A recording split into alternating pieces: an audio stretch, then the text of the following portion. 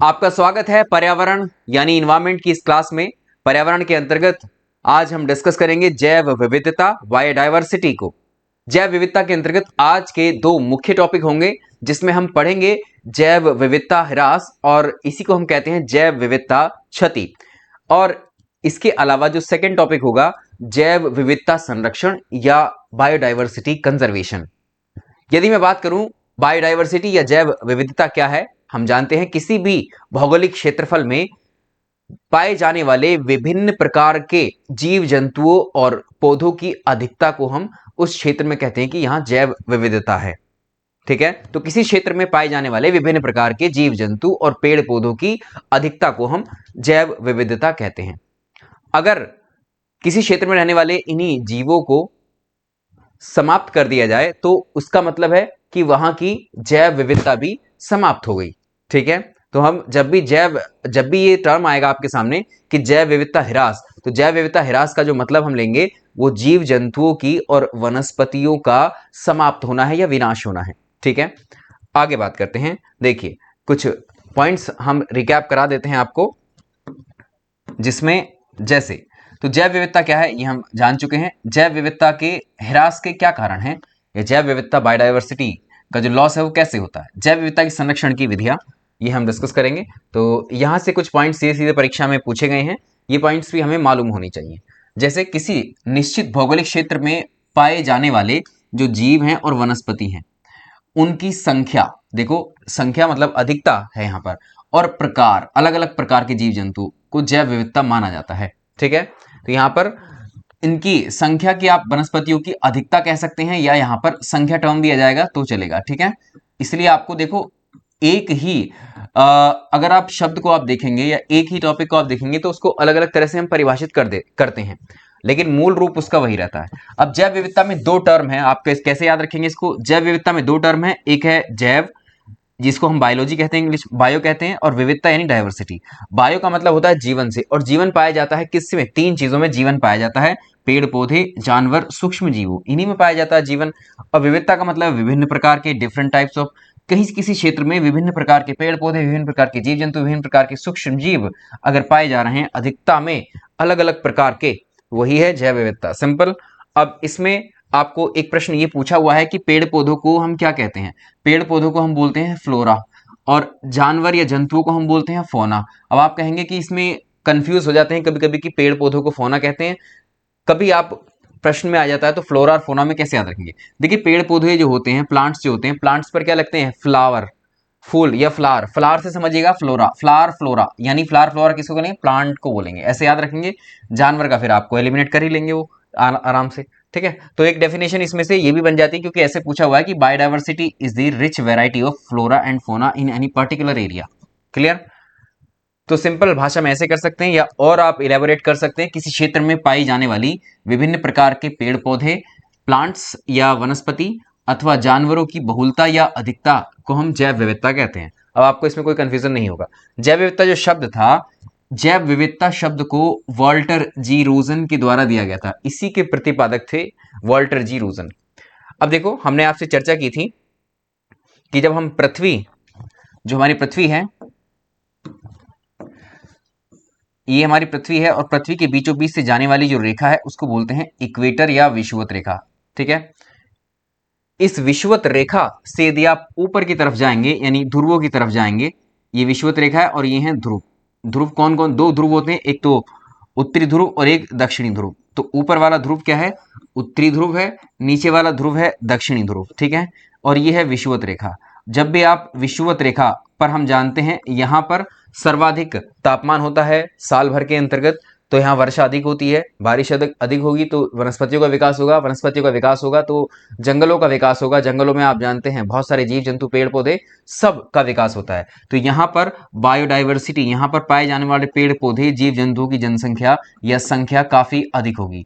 जैसे जैसे आप ऊपर बढ़ते जाएंगे तो सूर्य, यहाँ पर सूर्य की रोशनी यहाँ कम पहुंचती है, उत्तरी ध्रुव पर पहुंचेंगे तो और कम मिलती है सूर्य की रोशनी, इस कारण यहाँ तापमान न्यूनतम होता है। तापमान कम होने की वजह से यहाँ पर देखेंगे आप, यहाँ के क्षेत्र काफी ठंडे होते हैं। ठंडे क्षेत्र होने की वजह से वनस्पतियां यहाँ पनप ही नहीं पाती, वनस्पतियों का विकास नहीं होता, इक्का दुक्का वनस्पति जो अपने आप को सर्वाइव कर जाती हैं वो यहाँ मिलेंगी। ठीक वैसे ही दक्षिण ध्रुव पर, तो यहाँ पर बर्फ आप देखेंगे, यहाँ पर उत्तरी दक्षिणी ध्रुव पर आप जानते हैं अंटार्कटिका है। 2 किलोमीटर 2 से 3 किलोमीटर मोटाई की एक बर्फ की चादर है अंटार्कटिका महाद्वीप पर।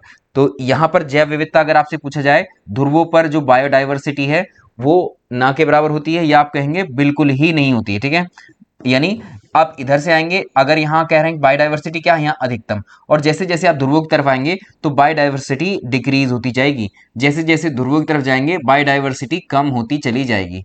ठीक है, बायोडाइवर्सिटी कम होती चली जाएगी। तो सर्वाधिक बायोडाइवर्सिटी विषुवत रेखा पर, कम सबसे कम उत्तरी ध्रुव पर और दक्षिण ध्रुव पर, या सिंपली कह सकते हैं ध्रुवों पर। तो इस पॉइंट को ऐसे हम समझेंगे विषुवत रेखा से। देखो ये कोई भी पॉइंट डायरेक्ट नहीं आएगा। ठीक है, हमने आपको समझाया कि ऐसा क्यों हुआ है। विषुवत रेखा से ध्रुवों की ओर जाने पर जैव विविधता घटती है। ठीक है, आप विषुवत रेखा पर हैं। ठीक है, विषुवत रेखा ये है, विषुवत रेखा से आप ध्रुवों की तरफ जा रहे हैं तो जैव विविधता घटेगी, कमी आएगी। और जैसे इसका उल्टा भी बोल सकते हैं, उल्टा भी पूछा जाता है, ध्रुवों से विषुवत रेखा की ओर आने पर जैव विविधता बढ़ती है।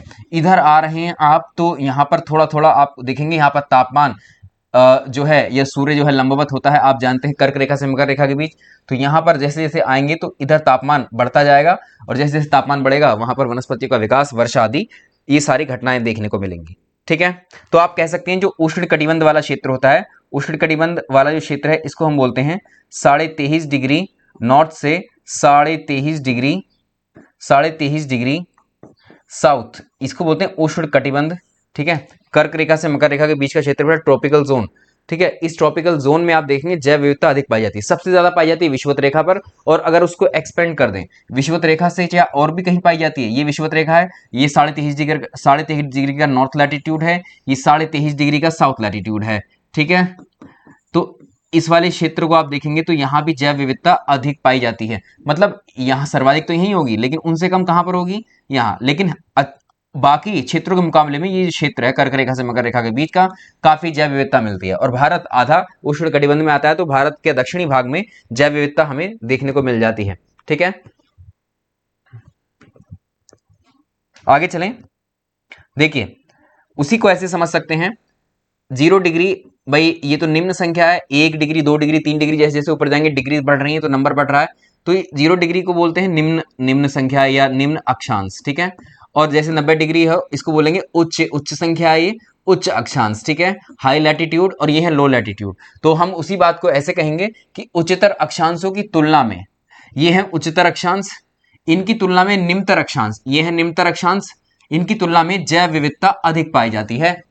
देखो उच्चतर अक्षांशों की तुलना में निम्नतर अक्षांशों में, यानी विषुवत रेखा उसके आसपास के क्षेत्रों में, यानी उष्ण कटिबंधीय ट्रॉपिकल जोन में जैव विविधता अधिक पाई जाती है। उसी बात को बोल रहा है। कोई भी बात आपको अलग अलग तरीके में बताई गई है यहां पर, और ये अलग अलग प्रश्नों में आई हुई है, इसलिए जरूरी है। पर्वतीय क्षेत्रों की तुलना में घाटियां जो होती हैं वहां जैव विविधता अधिक मिलती है, जैसे साइलेंट वैली में काफी जैव विविधता मिलती है।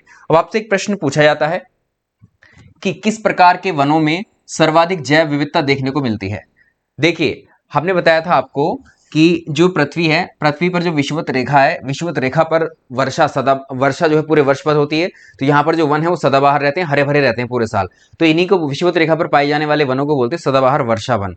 और उष्ण कटिबंध में आता है तो इसको बोलेंगे उष्ण कटिबंधी सदाबहार वन। सिंपल हो गया, उष्ण कटिबंधी सदाबहार वन ट्रॉपिकल रेन फॉरेस्ट में सबसे ज्यादा जैव विविधता देखने को मिलती है, यानी सबसे ज्यादा वनस्पतियों का विकास, अलग अलग प्रकार के जीव जंतु जानवर यहां देखने को मिलेंगे हमें। क्लियर हुआ? चलिए आगे बढ़ते हैं हम। ऐसे ही प्रवाल भित्ति कोरल रीफ होते हैं, ये भी क्या होते हैं, एक प्रकार के जीव होते हैं कोरल रीफ। कोरल रीफ आपने सुना होगा, प्रवाल भित्तियां जो ऑस्ट्रेलिया में पाई जाती हैं, कोरल रीफ जो होती है प्रवाल भित्तियों वाले क्षेत्रों में भी अत्यधिक जैव विविधता पाई जाती है। और इसीलिए प्रवाल भित्तियों को समुद्रों के वर्षावन, रेन फॉरेस्ट ऑफ ओशन कहते हैं, क्योंकि महासागरों के अंदर पाई जाती है प्रवाल भित्तियां। भारत में भी इसका कुछ क्षेत्र है। विश्व की सबसे बड़ी प्रवाल भित्ति कहां पर है? ऑस्ट्रेलिया में है। ठीक, भारत में प्रवाल भित्ति क्षेत्र जो है कोरल रीफ एरिया है हमारे पास भी, वो 2375 वर्ग किलोमीटर है। आगे हम बात करते हैं, एक प्रश्न लेते हैं इस पर। देखिए अब प्रश्न कैसे पूछा जाता है। देखो हमने कॉन्सेप्ट तो पढ़ लिया, कॉन्सेप्ट के साथ अगर प्रश्न पर अभ्यास नहीं करेंगे तो समझ में नहीं आएगा। जैव विविधता के बारे में निम्नलिखित में से कौन सा कथन सही नहीं है? ठीक है, देखिए जैव विविधता शब्द 1986 में वॉल्टर जी रोजेन द्वारा गढ़ा गया था। इसमें बता कौन सा सही नहीं है। ये वाला तो ठीक है, वॉल्टर जी रोजन ने दिया था, अभी ये भी हमने देखा भी है।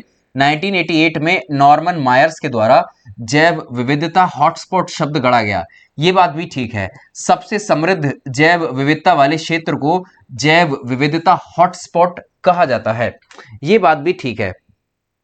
हालांकि हॉटस्पॉट की ये डेफिनेशन अधूरी है।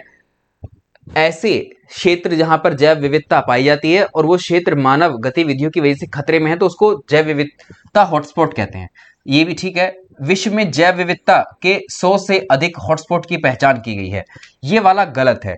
क्यों? विश्व में अगर आप देखोगे तो ऐसे कुल 36 स्थान हैं, विश्व में ऐसे कुल 36 स्थान हैं जो जैव विविधता हॉटस्पॉट हैं, यही वाला सही नहीं है, बाकी ठीक है। आगे चलते हैं, ये प्रश्न पूछा हुआ था आपसे। जैव विविधता के संदर्भ में एक और प्रश्न लेते हैं। जैव विविधता के संबंध में निम्नलिखित कथनों पर विचार करेंगे।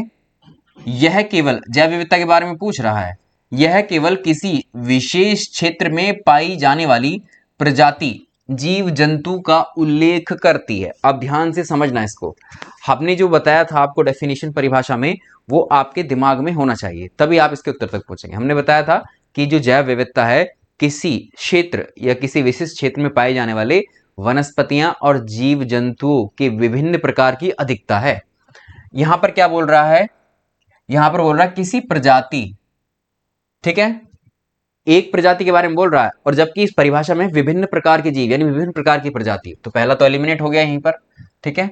यह किसी दिए गए क्षेत्र में पाई जाने वाली एक विशेष प्रकार की प्रजाति के प्राणियों की कुल संख्या, यानी हमने बताया था आपको क्लास है, जैसे क्लास में आपने बकरियां 1000 बकरियां भर दी, इसमें क्लास में 1000 बकरियां भर दी, तो क्या यहाँ जैव विविधता होगी? नहीं। 1000 बकरियां भर दी तो यहाँ पर जैव विविधता नहीं होंगी, वही दूसरा ऑप्शन है, ठीक है। तो एक विशेष प्रजाति, हमने बकरी प्रजाति ले ली, तो यहाँ पर उसकी 1000 संख्या रख दी, तो क्या जैव विविधता होगी? नहीं होगी, क्योंकि 1000 हम अलग अलग प्रजातियों के अलग अलग जानवरों को 1000 अगर रख देंगे लाके, तो वो डाइवर्सिटी कहलाएगी। दूसरा भी खत्म हो गया।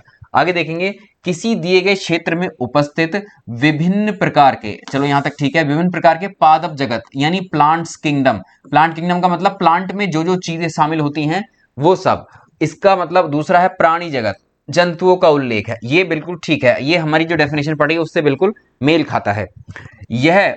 अच्छा देखो, एक बात है याद रखिएगा, जैसा हम लोग पढ़ते हैं वो बहुत आसान भाषा में हम लोग सीखते हैं, सरल भाषा में हम आपको बताते हैं।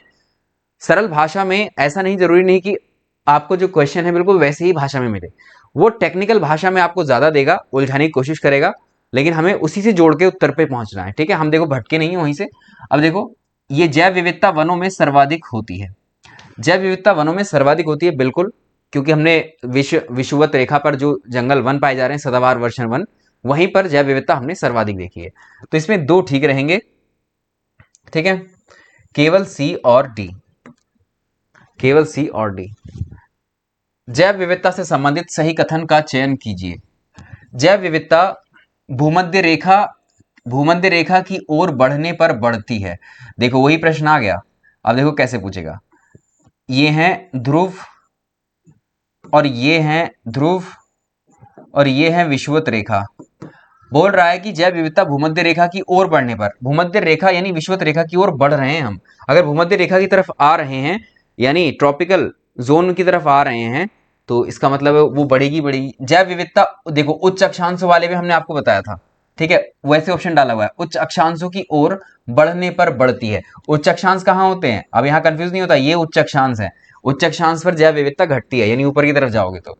पृथ्वी पर जैव विविधता एक समान रूप से पाई जाती है, अलग अलग क्षेत्र 36 क्षेत्र ऐसे पाए गए हैं, तो एक समान तो नहीं है। उच्च हिमालय क्षेत्र में विश्व की सर्वाधिक जैव विविधता पाई जाती है, ठीक है, तो इसमें ये भी गलत है। ऐसा नहीं है कि उच्च हिमालय क्षेत्रों में विविधता पाई जाती है, उच्च में नहीं पाई जाती है वो, ठीक है, हिमालय के कुछ क्षेत्र में पाई जाती है जिनकी हम चर्चा करेंगे, तो पहला इसमें ठीक हो जाएगा। अब देखो, बायोडायवर्सिटी हॉटस्पॉट का एक कॉन्सेप्ट आता है, इसका क्या मतलब है बायोडायवर्सिटी हॉटस्पॉट? हमने जब समझा जैव विविधता क्या होती है, जैव विविधता किसी क्षेत्र में पाए जाने वाले जीव जंतुओं वनस्पतियों जो कि विभिन्न प्रकार के हैं उनकी अधिकता को हम जैव विविधता कह रहे हैं। और अगर किसी क्षेत्र में जैव विविधता पाई गई, हमने कोई ऐसा क्षेत्र देख लिया जहां पर जैव विविधता पाई जा रही है, और उस जैव विविधता को पाए जाने का मतलब है वहां जीव जंतु पेड़ पौधों की अलग अलग प्रजाति पाई जा रही हैं, और वहां पर मानव आया मानव ने क्या किया, उन जानवरों का शिकार करना शुरू किया, मानव ने उन जंगलों को काटना शुरू कर दिया। ठीक है, जंगलों का मतलब प्लांट्स को काटना शुरू कर दिया। इसका मतलब क्या हुआ, वो ऐसा क्षेत्र जहां पर जैव विविधता पाई जा रही है और वहां पर मानव गतिविधियों की वजह से वो खतरे में है, ऐसे क्षेत्रों को एक तरीके से चिन्हित किया गया है। इन्हीं को बोलते हैं जैव विविधता हॉटस्पॉट। तो ऐसे क्षेत्र जहां पर जंतुओं और वनस्पतियों की विभिन्न प्रजातियों की अधिकता है और मानव गतिविधियों से वो क्षेत्र खतरे में है, ऐसे क्षेत्रों को बायोडायवर्सिटी हॉटस्पॉट घोषित किया जाता है। अब जब हम कोई क्षेत्र देखते हैं तो उस क्षेत्र में हम देखेंगे कि 5% तक, 0 से 5% तक कम से कम जो प्रजातियां हैं वहां पर पहले रहती थी, उसमें से 0 से 5% प्रजातियां अब बची हों।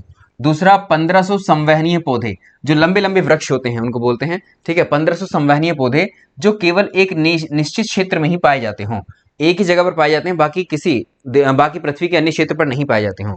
और वहां की 70% जो प्राथमिक वनस्पति थी नष्ट हो गई हो, प्राइमरी वेजिटेशन, वहां की जो वनस्पति घास फूस जो प्लांट्स हैं वो समाप्त हो गई हो ह्यूमन एक्टिविटीज की वजह से, केवल 30% बची हो। इसमें यह भी डाल सकता है कि केवल 30% सुरक्षित हो या संरक्षित हो।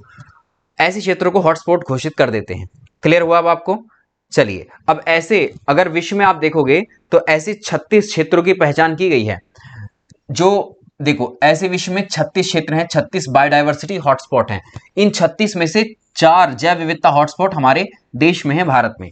कौन कौन से हैं? देखिए, हिमालय वाला क्षेत्र है, हिमालय वाला क्षेत्र है, इंडो वर्मा रीजन यानी भारत वर्मा वाला क्षेत्र, सुंदालैंड है और पश्चिमी घाट है। यहां पर बायोडायवर्सिटी सर्वाधिक पाई जाती है। अब इनमें से चारों में से हम यहां पर दो चीजों का बात कर रहे हैं। बायोडायवर्सिटी, अगर इन चारों में से पूछेगा कि देखो इन चारों में ये क्या है, बायोडायवर्सिटी हॉटस्पॉट का मतलब है कि यहां जैव विविधता अधिक पाई जाती है और जैव विविधता अधिक पाई जाने की वजह से यहां पर ये खतरे में है, ये चारों प्लेसेस जो हैं। ठीक, ऐसे ये 36 हैं। अगर आपसे पूछेगा इन चारों में भी भारत में सबसे ज्यादा जैव विविधता, खाली बायोडायवर्सिटी पूछेगा तो पश्चिमी घाट में इन चारों के मुकाबले सर्वाधिक जैव विविधता है। ठीक है, बाकी चारों ये हॉटस्पॉट में आते हैं भारत के। ठीक, अब देखो ये वाला प्रश्न खूब पूछा जाता है, आगे चलते हैं। अब जब देखा गया पश्चिमी घाट में ह्यूमन एक्टिविटीज की वजह से, या आप कहेंगे जब कोई भी बायोडायवर्सिटी हॉटस्पॉट घोषित किया जा रहा है तो वहां की वेजिटेशन, वहां के प्लांट्स एनिमल्स खतरे में हैं, तो उसके लिए एक समिति बनाई गई इसका आकलन करने के लिए। इसको बोलते हैं गाडगिल समिति।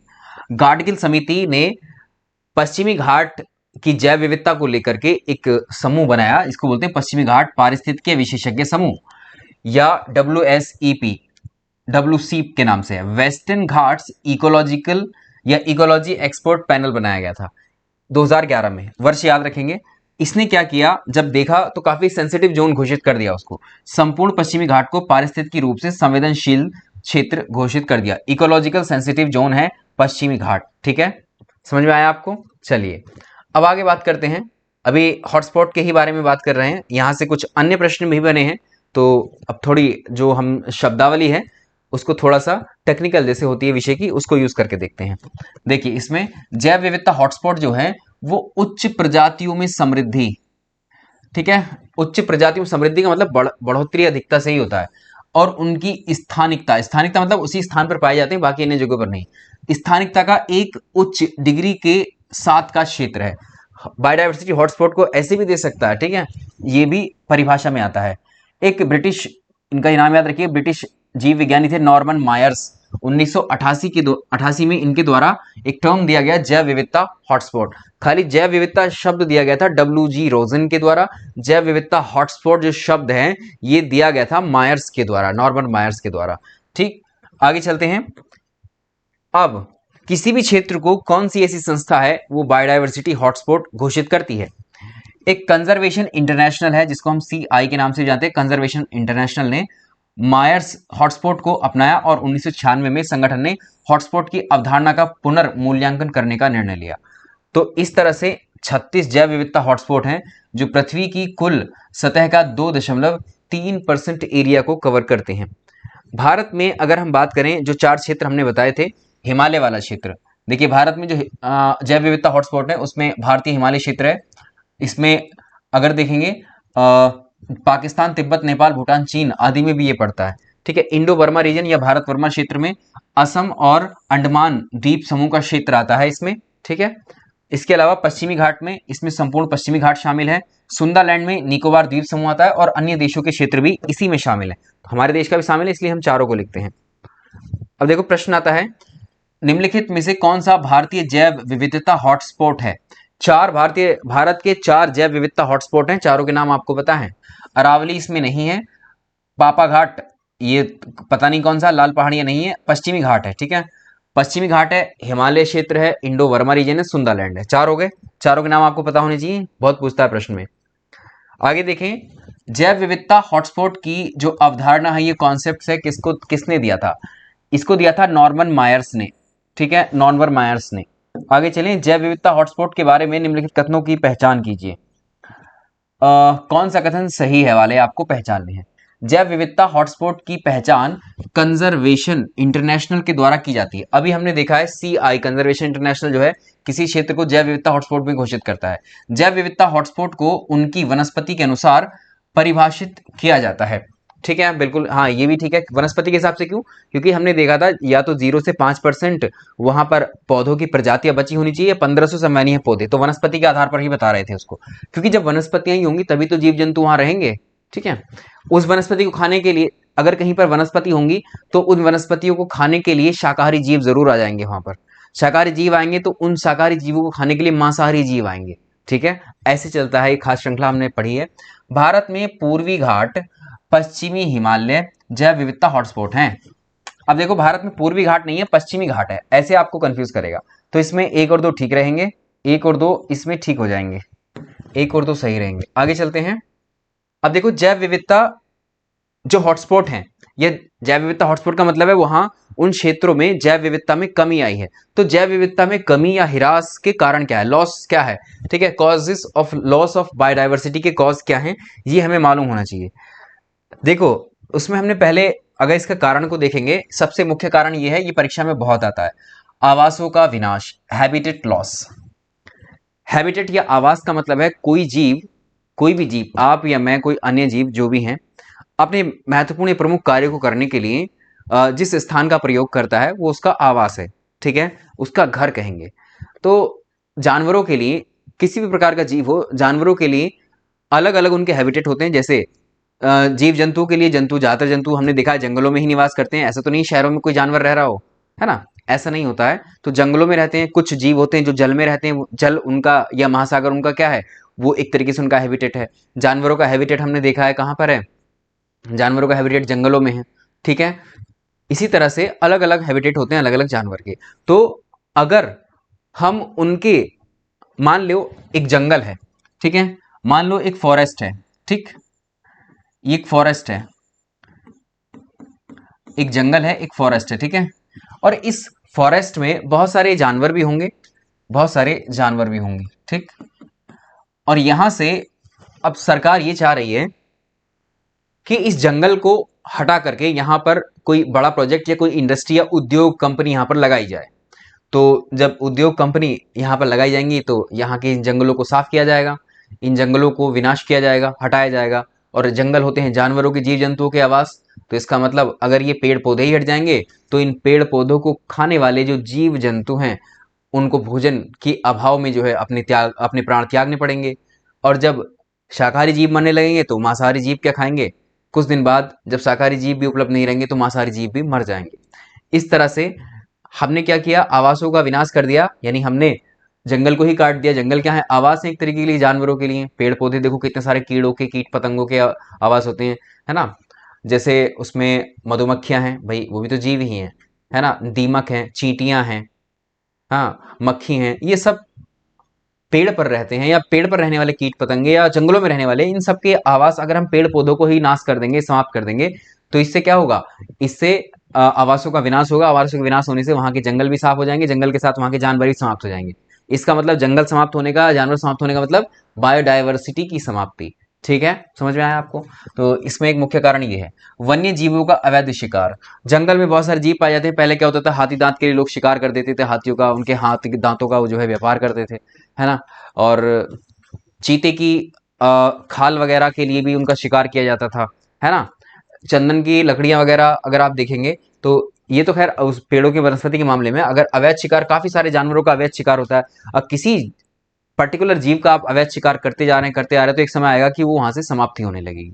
ठीक है, तो इससे भी क्या होता है, अवैध शिकार करने से भी बायोडाइवर्सिटी समाप्त होती है या उसको लॉस होता है। हिरास, प्रदूषण, अगर कहीं पर प्रदूषण है, प्रदूषण क्रिएट हो गया है, प्रदूषण है कहीं पर, तो वहां भी वहां के रहने वाले जीवों के लिए नुकसानदायक हो सकता है और उसके चलते वहां कई सारी प्रजातियां खत्म हो सकती हैं।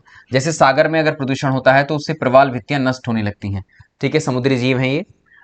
विदेशी प्रजातियों का प्रवेश, entry of the foreign species, अगर हम अपने देश में देखें या कहीं भी देखें, कोई बाहर से कोई अपने पौधा या कोई अन्य जीव मंगा लिया हमने भारत में, तो वो जीव या पौधा हमारे देश की मिट्टी को अगर नुकसान पहुंचा रहा है, तो इस तरह से क्या होता है, ये विदेशी प्रजातियों के प्रवेश से भी जैव विविधता का नुकसान होता है। जैसे 1967-68 में अमेरिका से हमने गेहूं आयात किया था और उस गेहूं के साथ में एक घास आई थी, पार्थीनियम हिस्टोफोरस। ठीक है, इसको गाजर घास या कांग्रेस ग्रास आदि, गाजर घास या अमेरिकी खरपतवार भी बोलते हैं। जहां ये खरपतवार होती है तो वहां पर अन्य वनस्पतियों को नहीं उगने देती है ये। ठीक है, इसकी खास बात ये। एक ऐसे ही लेंटाना पौधा है, ये शौपकारी पौधा है, ये भी जहां होगा तो अन्य पौधों को नहीं उगने देता है। जब अन्य पौधों को नहीं उगने देगा कोई पौधा, तो इसका मतलब जैव विविधता कहाँ रहेगी, वो एक ही जैसा पौधा रहेंगे, एक जैसे पौधे कई सारे हो जाएंगे, तो जैव विविधता की समाप्ति का एक ये कारण है। आगे देखें, स्थानांतरित कृषि या झूम कल्टीवेशन। पूर्वोत्तर राज्यों में अगर आप देखेंगे तो वहां पर जो पहाड़ी क्षेत्र हैं, पहाड़ों पर जो जंगल पाए जाते हैं, ठीक है, उन जंगलों को काटकर जला दिया जाता है एक तरीके से। पहाड़ों पे जंगल है, जंगलों को काटेंगे तो जानवर ही भी जाहिर है वहां से भाग जाएंगे या मर जाएंगे भोजन के अभाव में, और वहां पर खेती करी जाती है। ठीक, उन जंगलों को काटकर पहले जलाया जाता है, फिर बाद में वहां खेती की जाती है, फिर ऐसे ही अगली पहाड़ी पर जाते हैं, फिर उससे अगली पहाड़ी पर, फिर उससे अगली पहाड़ी, ऐसे करते करते दूसरी पहाड़ियों पर जाएंगे, तो इससे क्या होगा, जैव विविधता को हम समाप्त करते जाएंगे। तो ये सब इसके कारण हैं जैव विविधता के। समझ में आया आपको, जैव विविधता के ह्रास के कारण है ये। आगे चलेंगे, आवासीय क्षति, आवासों को समाप्त करना या उनका खंडन करना या अति दोहन करना, विदेशी प्रजातियों का आक्रमण और सह विलुप्तता किसके लिए कारण है। अब देखो प्रश्न कैसे पूछा गया, हमने कैसे आपको बताया प्रश्न कैसे पूछा गया, जन्म दर के लिए नहीं, जनसंख्या विस्फोट के लिए नहीं, प्रतिस्पर्धा के लिए नहीं, जैव विविधता क्षति के लिए। हम जानते हैं जैव विविधता क्षति या बायोडाइवर्सिटी का जो लॉस है वो कैसे कैसे होता है, वो अगर उनके आवासों को समाप्त कर देंगे तो जैव विविधता समाप्त होने लगेगी। अति दोहन कर लेंगे, यानी जंगल है, जंगल से आप बहुत सारे पेड़ काट करके ला रहे हैं, जानवरों को मार रहे हैं, उनका अति दोहन कर रहे हैं, तो भी समाप्त हो जाएंगे। विदेशी प्रजाति ला कर कोई छोड़ दिया आपने वहां पर, तो अन्य प्रजातियों को साफ कर जा रही, मार दे रही है, तो वो भी क्या है, ये बायोडाइवर्सिटी लॉस का एक कारण है। जैव विविधता के संरक्षण में, इसी सवाल को ऐसे पूछा गया, जैव विविधता के संरक्षण के लिए पारंपरिक मानव जीवन के साथ साथ सबसे महत्वपूर्ण जो इनमें से एक विधि है वो कौन सी हो सकती है। जैव आरक्षित क्षेत्र जो होते हैं, बायो रिजर्व जो होते हैं, बायोस्फीयर रिजर्व, ये उनकी बात है। अभी हम चर्चा करेंगे आगे इसकी, ये प्रश्न हमने पहले ले लिया। एक पक्षी हुआ करता था डोडो पक्षी, और डायनासोर भी आपने सुने होंगे।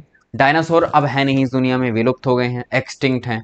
पहले हुआ करते थे, अब नहीं है। ऐसे ही डोडो पहले हुआ करता था पक्षी, अब नहीं है। तो डोडो के विलुप्त होने का क्या कारण है, इसमें पूछ रहा है। डोडो का विलुप्त होने का कारण गैर देशी प्रजातियों के आक्रमण की वजह से ही ये समाप्त हुआ है, डोडो पक्षी। अब ऐसे ही एक और इसको समझो, विक्टोरिया झील है, विक्टोरिया लेक, इसमें स्किल्ड मछली की 200 से अधिक प्रजातियां किसके कारण विलुप्त हो गई थी।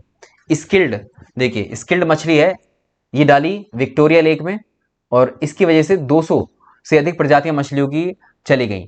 तो इसको किसका एग्जाम्पल मानेंगे, विदेशी प्रजाति आक्रमण। इसमें एक्चुअली हुआ क्या था, इसके अंतर्गत यदि आप देखेंगे, पूर्वी अफ्रीका में है विक्टोरिया झील, इसमें एक नील पर्च की शुरुआत हुई, जिसके कारण झील में 200 से अधिक प्रजातियों की स्किल्ड मछलियां पारिस्थितिक रूप से विलुप्त हो गई। यहां पर कोई दूसरी मछली ला करके डाल दी गई थी और उस मछली की वजह से वो अन्य प्रजातियों को भी साफ कर गई या खा गई, एक तरीके से उनको उन्होंने समाप्त कर दिया। ठीक है, जैसे मांगुर मछली आपने सुनी है, मांगुर मछली तो आपने नाम सुना होगा, मांगुर मछली। मांगुर मछली, मांगुर मछली भारत में बड़ी प्रचलित थी।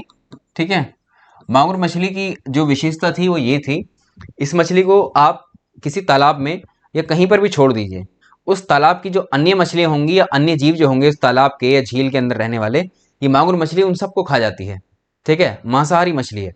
इसलिए भारत सरकार ने इस मांगुर मछली पर प्रतिबंध लगाया हुआ है, इसके उत्पादन को लेकर, ठीक है, इसके पालन को लेकर के। पहले आपने देखा होगा ये खूब प्रचलित थी, खूब बाजारों में मिल जाती थी, ठीक है। अब आप इसे नहीं देख पाते, तो इसका कारण यही है कि ये मांगुर मछली बाकी अन्य जीवों को, जो जलीय जीव हैं या छोटी मछलियां हैं, उनको नहीं पनपने देती है, उनको खा जाती है।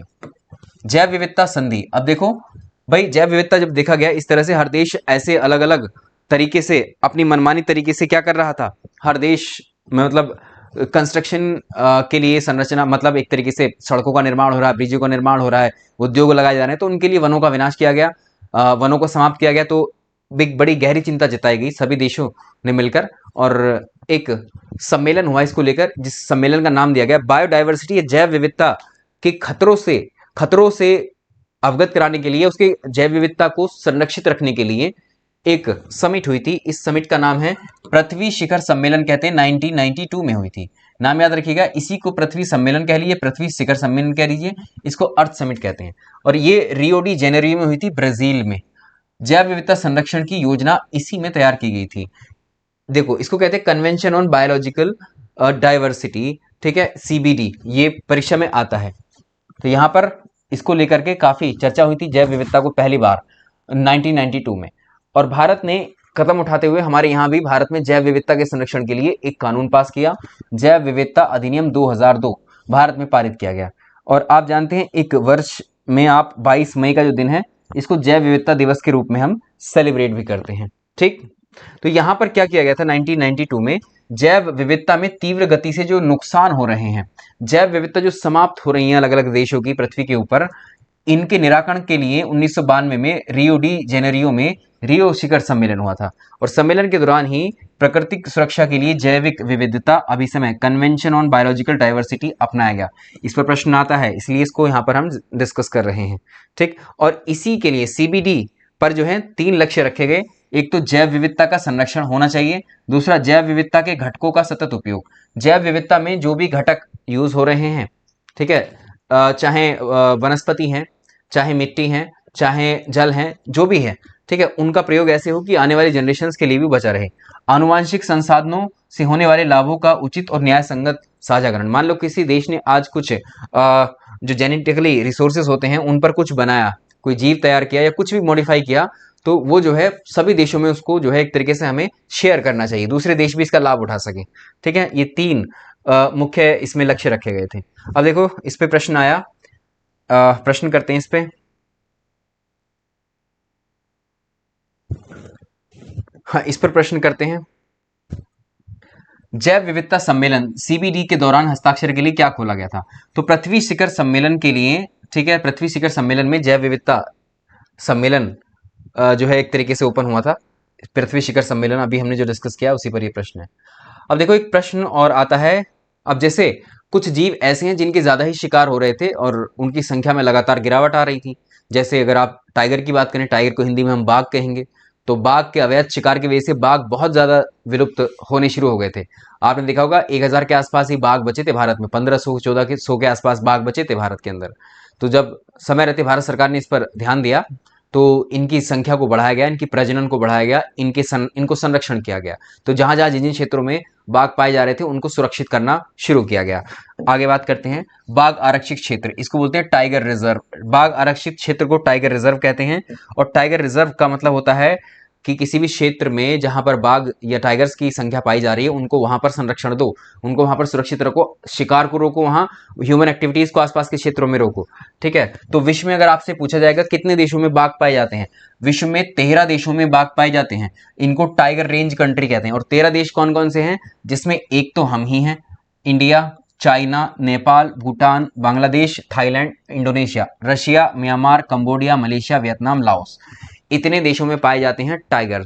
और इन 13 देशों में अगर आपसे मैं कहूं, इन 13 देशों में सबसे ज्यादा टाइगर हमारे देश में है, 75% से ऊपर, ठीक है। लगभग 75% बाघ जो अकेले पूरे विश्व में भारत के अंदर पाए जाते हैं, ठीक।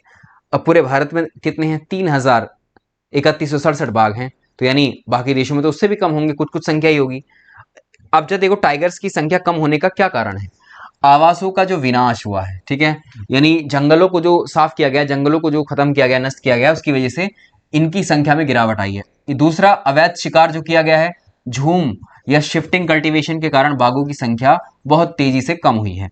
जब ऐसा देखा गया तो इस पर बड़ी चिंता जताई गई, और जब चिंता जताई गई तो इसके लिए इन 13 देशों के द्वारा एक समिट की गई। इसको कहते हैं टाइगर समिट, ठीक है, इसको कहते हैं टाइगर समिट।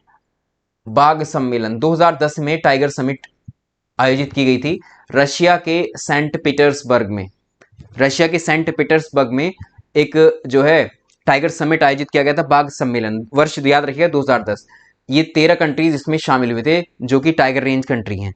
इन्होंने ये तय किया कि अगले 12 साल में लक्ष्य रखा इन्होंने कि हम 2022 तक, 2010 में आए थे, 2022 तक बाघों की संख्या को हम अपने अपने इन 13 देशों में हम दुगनी कर लेंगे। ठीक, तो इसमें से कौन कौन से देशों ने लक्ष्य पूरा किया? जो सबसे पहले जिसने लक्ष्य को पाया वो नेपाल था। तो सभी देशों ने जो है शुरू करनी टाइगर्स की संख्या को दुगने करने का लक्ष्य रखा। इसको T/2 नाम दिया गया। टी का मतलब है टाइगर, इंटू मतलब 2 मतलब दो गुना करना, टाइगर्स की संख्या 2 गुना करना।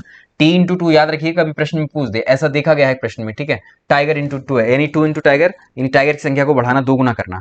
नेपाल पहला ऐसा देश हुआ जिसने बाघों की संख्या को 2 गुना किया था, ठीक है। नेपाल में भी बाघ पाए जाते हैं, याद रहेगा। चलिए, नेपाल के बाद भारत की हम बात करें तो भारत ने 2019 में 2 गुना कर लिया था, ठीक है, बाघों की संख्या को। और जब इस तरह से आया, हमारे देश में बाघों के लेकर पहले से ही चिंता थी, बाघों के संरक्षण को लेकर, तो हमने पहले ही प्रोजेक्ट टाइगर लॉन्च कर दिया गया था। तो प्रोजेक्ट टाइगर या बाघ परियोजना भारत में कब लॉन्च हुई? वर्ष 1973 में। ये वर्ष बड़ा पूछा जाता है कि बाघ परियोजना किस वर्ष जारी की गई, तो ये 1973 में। अगर आप देखोगे अभी तक का डेटा, मार्च 2024 तक का, तो भारत में कुल 55 बाघ संरक्षित क्षेत्र हैं, 55 टाइगर रिजर्व्स भारत के अंदर हैं, ठीक है। और भारत का सबसे बड़ा टाइगर रिजर्व कभी पूछ दे आपसे तो नागार्जुन सागर है। नागार्जुन सागर सबसे बड़ा टाइगर रिजर्व है। भारत का पहला टाइगर रिजर्व कौन है? कॉर्बेट टाइगर रिजर्व, जो कि उत्तराखंड में है, जिम कॉर्बेट नेशनल पार्क की जिसे हम बात करते हैं। ये कहां पर है? उत्तराखंड के नैनीताल जिले में है। और 1973 में जो प्रोजेक्ट टाइगर आया था, प्रोजेक्ट टाइगर को जब लागू किया गया था तो कॉर्बेट नेशनल पार्क को ही एक तरीके से चुना गया था। और ये कॉर्बेट नेशनल पार्क या Jim Corbett national park Bharat का पहला नेशनल पार्क है।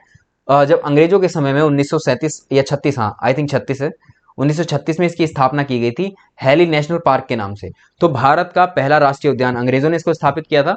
भारत में पहला national park Hailey national park था। बाद में इसका नाम चेंज करके जिम कॉर्बेट नेशनल पार्क कर दिया गया, जो वर्तमान में उत्तराखंड के नैनीताल में है, ठीक है। इसका उद्देश्य टाइगर रिजर्व घोषित करने का मतलब बंगाल टाइगर का संरक्षण करना था।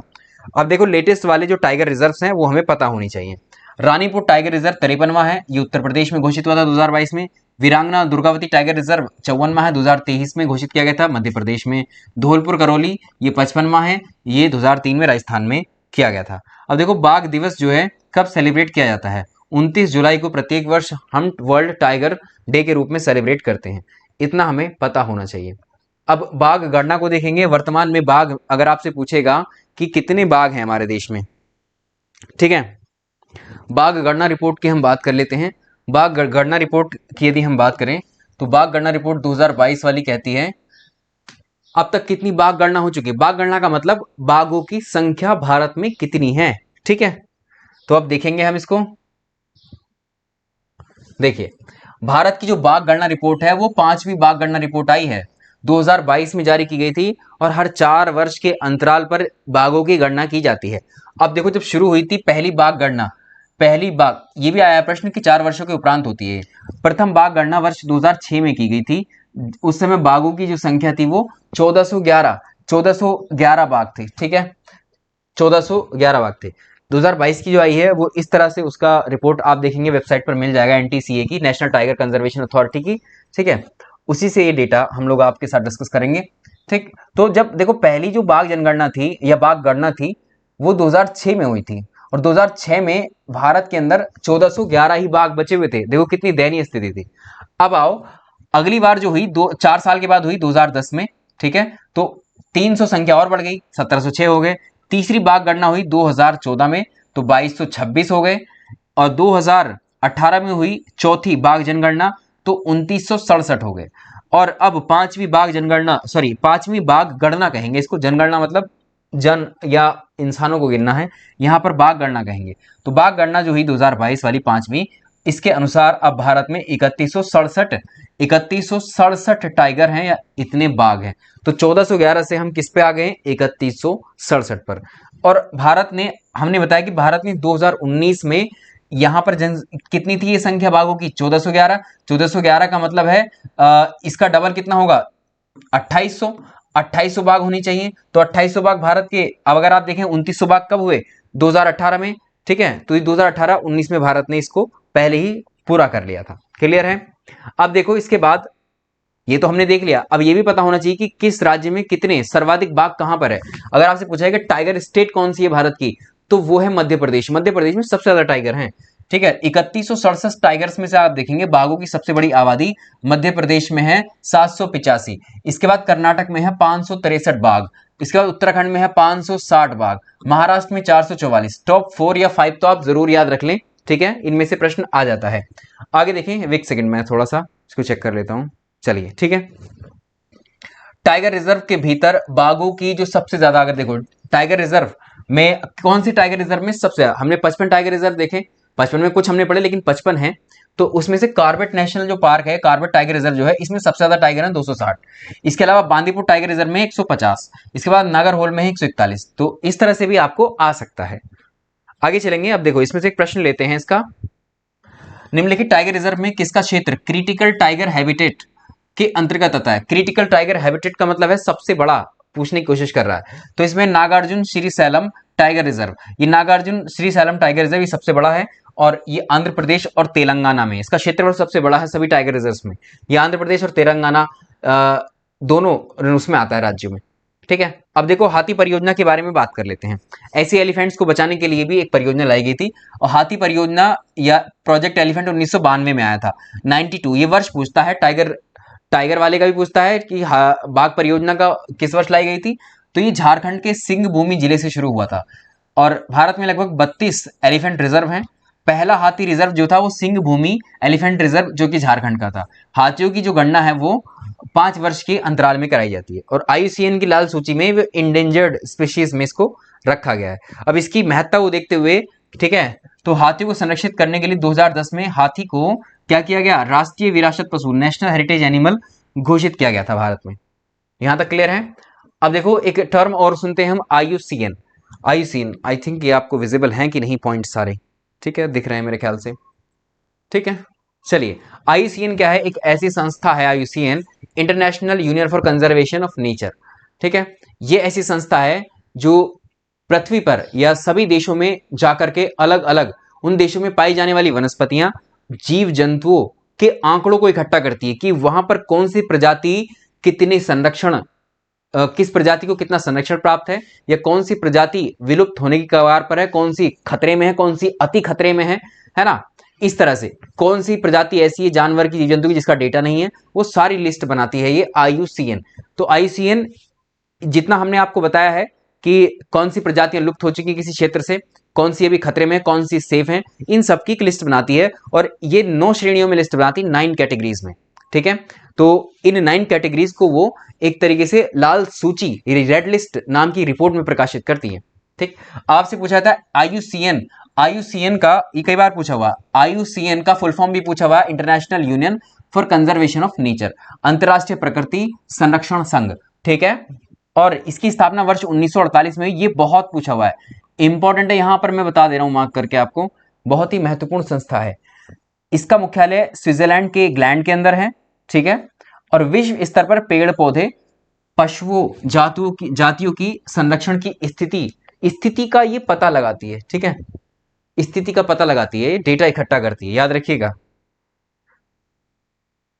आगे चलें। IUCN के द्वारा लाल सूची, रेड लिस्ट प्रकाशित की जाती है, जिसमें पौधों और जानवरों की वैश्विक संरक्षण की स्थिति को दर्शाया जाता है, ठीक है। तो IUCN जो अपनी रिपोर्ट प्रकाशित करती है उसमें लाल सूची नाम की, लाल सूची, ये रेड सूची जारी करती है, उसी के अंतर्गत 9 कैटेगरी बनाई हुई होती है, जिसमें ये बताया जाता है कि कौन सी प्रजाति पेड़ीय पौधे की कितने खतरे में है या कितनी सुरक्षित है या संरक्षित है।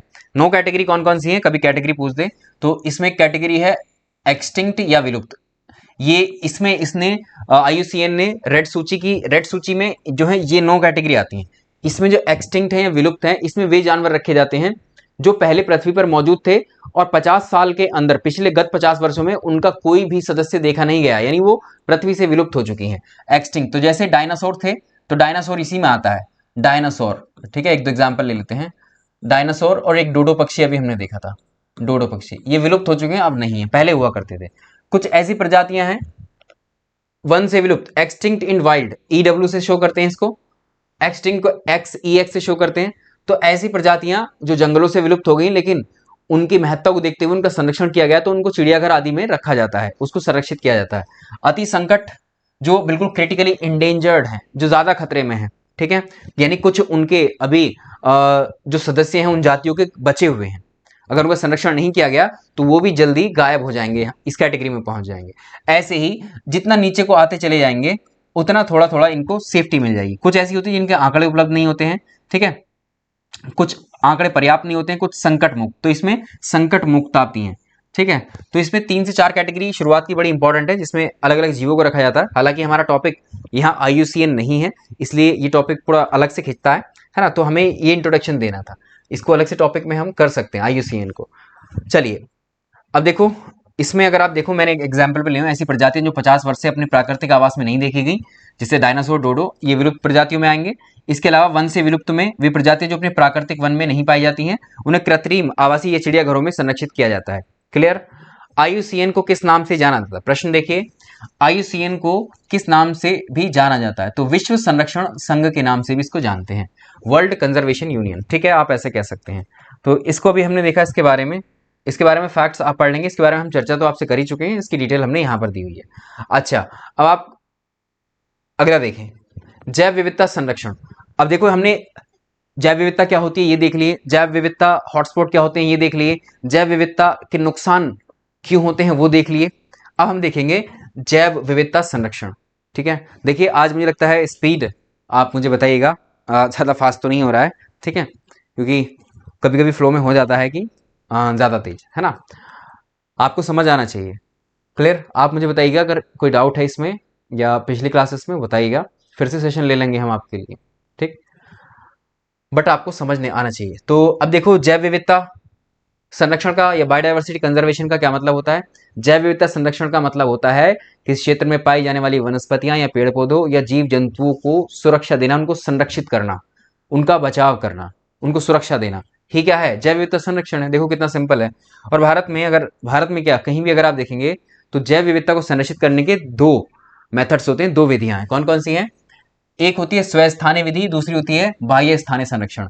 स्वस्थानीय मतलब स्वयं का वही स्थान जहां पर जीव जंतु रह रहे हैं। तो स्वस्थानीय संरक्षण को इंग्लिश में हम कहते हैं in situ conservation. In situ conservation का मतलब है कोई जीव, कोई जंतु जिस क्षेत्र में पाया जा रहा है, उस जीव जंतु को उसी क्षेत्र में जहां वो रह रहा है, उसके घर पर, उसके आवास पर ही अगर आप संरक्षण दे रहे हो, उसके आवास पर ही आप उसको सुरक्षित कर दे रहे हो, ये कहलाता है इन सीटू कंजर्वेशन। जैसे प्लांट या पादप या जंतुओं की सभी प्रजातियों को उनके प्राकृतिक आवास जहां वो रह रहे हैं उन्हीं के पर्यावरण में संरक्षण दे दोगे तो ये कहलाएगा आपका स्वस्थानीय संरक्षण।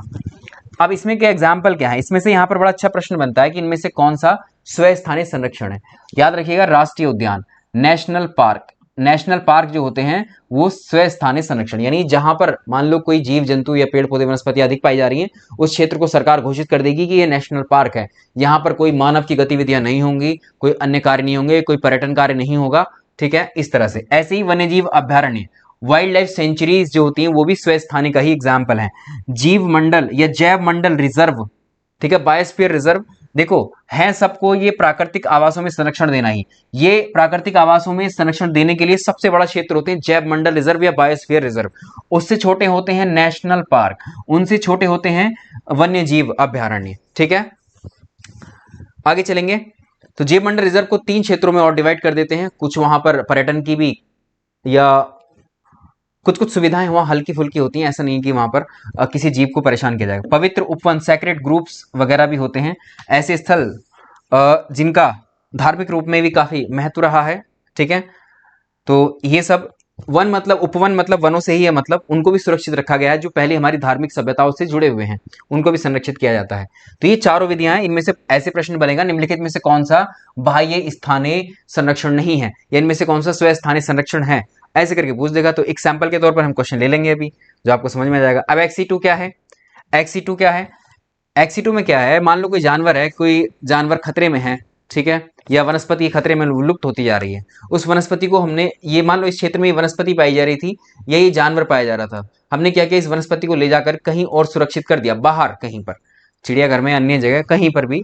तो जब हम किसी भी जीव को उसके प्राकृतिक आवास से उठा करके या प्राकृतिक आवास से बाहर कहीं और ले जाकर उसका संरक्षण करते हैं, तो यही कहलाता है XC2 कंजर्वेशन। क्लियर? जैसे चिड़ियाघर, चिड़ियाघर में आपने देखा होगा, आपने तो पर्यटन, या हम लोग तो जाते हैं पर्यटन के लिए जाते हैं, मतलब वहां घूमने के लिए, देखने के लिए जानवरों को। एक्चुअली चिड़ियाघर होते हैं वो बाहर जीव जो एक तरीके से खतरे में होते हैं, या फिर उनको संरक्षण नहीं मिल रहा होता है, या वो उन पर विनाश का एक तरीके से विलुप्ति का अगर उन पर वो लगता है, तो उनको संरक्षित चिड़ियाघरों में किया जाता है, तो उससे पर्यटन भी होता है।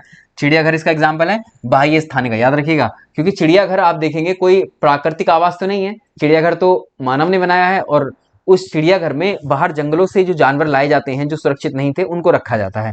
वनस्पति उद्यान, बॉटेनिकल गार्डन्स क्या होते हैं? पौधों को ला करके, किसी अन्य क्षेत्र के पौधों को ला करके एक जगह पर उनको रखा जाता है, उनका प्रजनन वगैरह, उनकी संख्या आदि बढ़ाई जाती है। ठीक है, तो ये होते हैं वनस्पति उद्यान, इनको इंग्लिश में बोटेनिकल गार्डन बोलते हैं, इसको जू बोलते हैं। एक्वेरियम क्या होते हैं?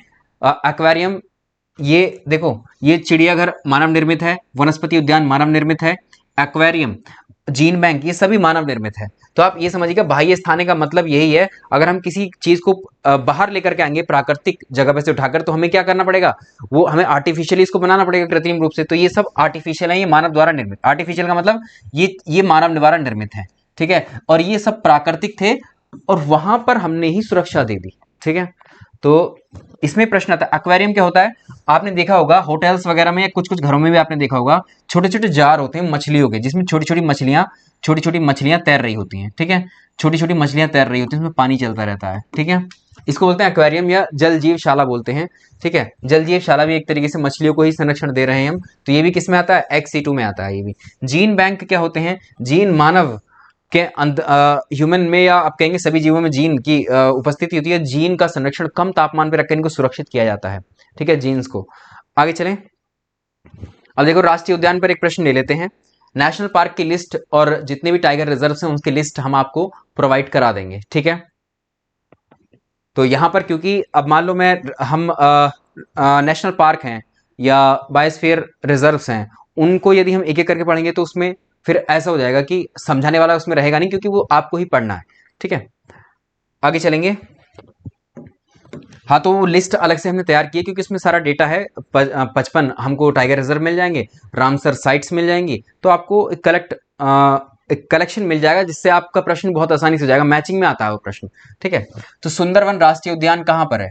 नेशनल पार्क ले लेते हैं। सुंदरवन राष्ट्रीय उद्यान पश्चिम बंगाल में है, ये बड़ा इंपॉर्टेंट है, ठीक है, पश्चिम बंगाल में है ये, इसके बारे में जान लेते हैं। सुंदरवन राष्ट्रीय उद्यान पश्चिम बंगाल में है, 1984 में नेशनल पार्क घोषित किया गया था, और ये बाघ अभ्यारण्य बनाया गया था यूनेस्को के द्वारा 2019 में, और इसको रामसर स्थल में भी घोषित किया गया। राष्ट्रीय उद्यान गंगा के डेल्टा में स्थित है ये। आगे चलते हैं, तो यहाँ पर आपने देखा होगा सुंदरवन में मैंग्रोव वन पाए जाते हैं, मैंग्रोव फॉरेस्ट, ठीक है। यहीं पर रॉयल बंगाल टाइगर जो है, ये जिसको हम पैंथेरा टाइग्रिस भी कहते हैं, ये सबसे बड़ा संरक्षित क्षेत्रों में है सुंदरवन। क्लियर हुआ? अब देखो निम्नलिखित में से कौन सा बाह्य स्थानिक का उदाहरण है, ऐसे पूछता है। यहाँ पर स्वस्थानिक का नाम भी लिख सकता है वो, तो आपको याद रखें पवित्र उपवन हमने देखा है, इनमें बाह्य स्थानिक पूछ रहा है। पवित्र उपवन तो ये प्राकृतिक है, ये नहीं होगा। बीज बैंक, बीज बैंक अभी देखा है, ये बाह्य स्थानीय है। जीव मंडल संरक्षित क्षेत्र, ये क्या है? ये स्वस्थानीय है, ठीक है, स्वस्थानीय है, तो इसमें एक ही ठीक हो जाएगा। कौन सा? बी वाला, बी वाला सही है। देखो जैव मंडल, भारत में अगर आप, मैं एक डेटा बता देता हूँ, भारत में जो बायोस्फीयर रिजर्व हैं वो 18 बायोस्फीयर रिजर्व हैं भारत के अंदर, ठीक है।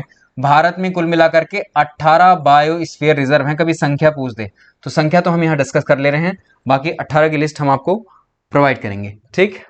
चलिए ये हो गया।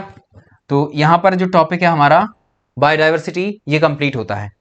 इसमें किसी को डाउट हो तो आप अपने डाउट भेजिएगा कमेंट्स में, ठीक है। हमें आपके फीडबैक का इंतजार रहता है, ठीक। उसी के अकॉर्डिंग हम आपको आगे क्लासेस में अगर ज़रूरत लगेगी आपको तो बायोडाइवर्सिटी पर एक और चैप्टर भी हम कर सकते हैं। चलिए, वैसे मेरी तरफ से यहाँ पर बायोडाइवर्सिटी कंप्लीट है। चलिए, थैंक यू सो मच।